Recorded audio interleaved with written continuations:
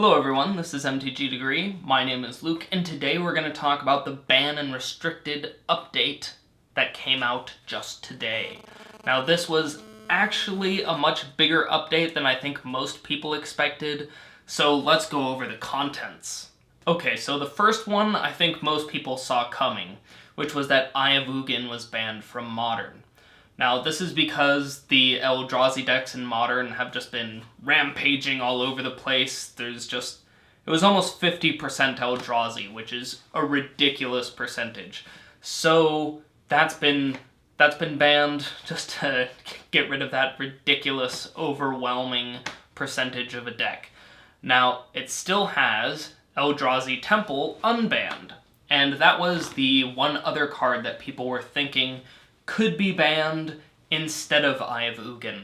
Now, the reason why some people didn't want Eye of Ugin banned was because it's also part of Tron, and it allowed the Tron player to have some sort of inevitability. Once they had Tron on and they had Eye of Ugin, then they could just keep on searching out Eldrazi creatures until they won the game. However, this banning had an effect on the format which is a little bit more subtle, and it's kind of the entire overall flavor of this Banned and Restricted update. And that flavor is the flavor of blue. So, an important part about Eye of Ugin is that it made it so that control decks had a ridiculous uphill battle against Tron decks. It was basically unwinnable because you could keep on killing stuff and you could keep on countering stuff and whatever, but they're just going to look up more Eldrazi and just play Eldrazi until you're dead. So that was a really strong thing that was suppressing the ability of blue control decks to win. Now, I actually made a video a while ago saying that the basic large problem facing Modern was the weakness of blue because it just wasn't a 5-color format. Now, in that video, I suggested that we play with Counterspell or Daze as possibilities, but mostly just that blue needed a huge bump.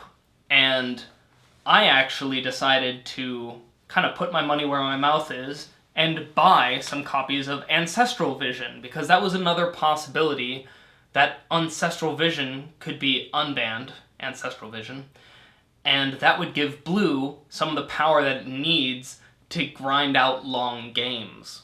Now, I did that on my own because I really don't like giving out financial advice too much on this channel because I don't really want to be messing with your pocketbooks.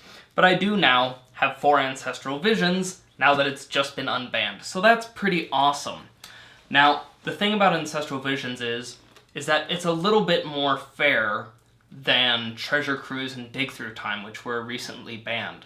And the reason why is because this card is really terrible when you're drawing it on, turn 8 or whatever and you need an answer, because your answer is coming in 4 turns. It's got Suspend 4, which is quite a long wait. Now, I want to mention quickly when I'm talking about blue decks, I'm talking about decks that are control decks.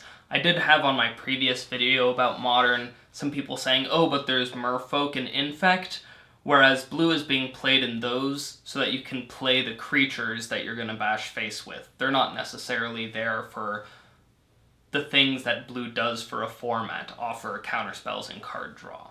Now, there was another unban on this list, which was really amazing to me. I was not expecting so many things to be unbanned.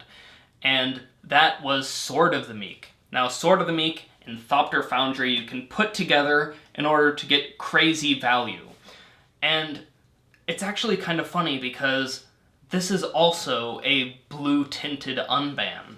So what it does is you can always pay your 2 mana, and basically as you can draw as many cards as you like, as long as the only card that you want to draw is a 1/1 flyer with flash that gains you 1 life when it enters the battlefield.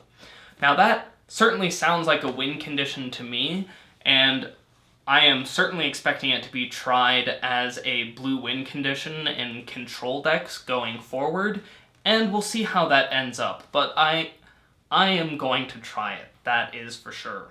The last Ban and Restricted announcement was an announcement that Lodestone Golem would be restricted in Vintage. Now, for those of you who have played Vintage, you know that Lodestone Golem and Mishra's Workshop make a very good combo, and apparently too strong for even vintage, so that has been banned. Well, restricted. So what are my expectations for this? Well, I think that a blue tide certainly rises, and you should all expect a lot more islands in Modern in the near future.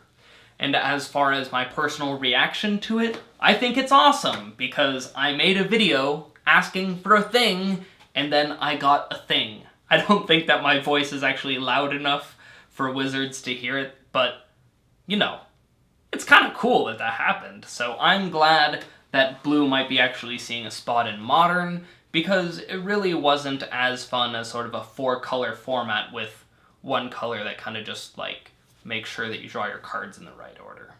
Alright, well that just about wraps it up. I can imagine that there will be a ton of brewing in Modern happening after this banned and restricted announcement, and I want to know what you folk are interested in brewing. As always, I'll see you next video.